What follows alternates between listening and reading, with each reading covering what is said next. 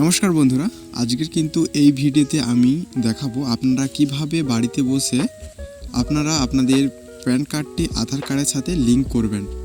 আপনারা হয়তো সবাই জানেন যে ইনকাম ট্যাক্স ডিপার্টমেন্ট থেকে একটি নতুন নোটিশ জারি করেছেন, যেখানে বলেছেন যে 31শে ডিসেম্বরের মধ্যে আপনাদেরকে কিন্তু প্যান কার্ডের সঙ্গে আধার কার্ডের লিঙ্কটা করিয়ে নিতে হবে।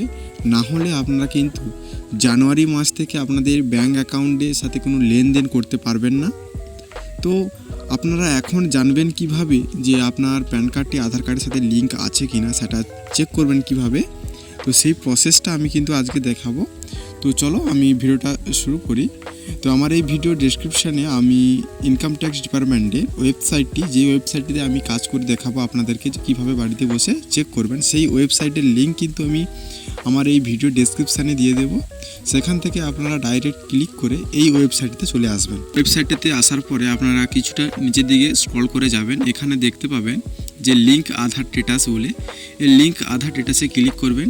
ক্লিক করার পরে এখানে আপনি আপনার প্যান কার্ডের নাম্বার আর আপনার আধার কার্ডের নাম্বারটা এখানে বসিয়ে নেবেন। তো চলো আমি এখানে আমার প্যান কার্ড আর আধার কার্ডের নাম্বারটা বসিয়ে নিই। দেখতে পাচ্ছ এখানে আমি আমার প্যান কার্ড আর আধার কার্ডের নাম্বারটা বসিয়ে নিয়েছি। এরপর এখানে দেখতে পাচ্ছেন যে ভিউ লিঙ্ক আধার স্ট্যাটাস, এই যে অপশানটা দেখতে পাচ্ছ, এই অপশানটিতে ক্লিক করবেন। ক্লিক করার পর এখানে অলরেডি দেখাচ্ছে, দেখো ইউর প্যান, মানে আমার প্যান কার্ডের নাম্বারটা is already link to given Aadhaar.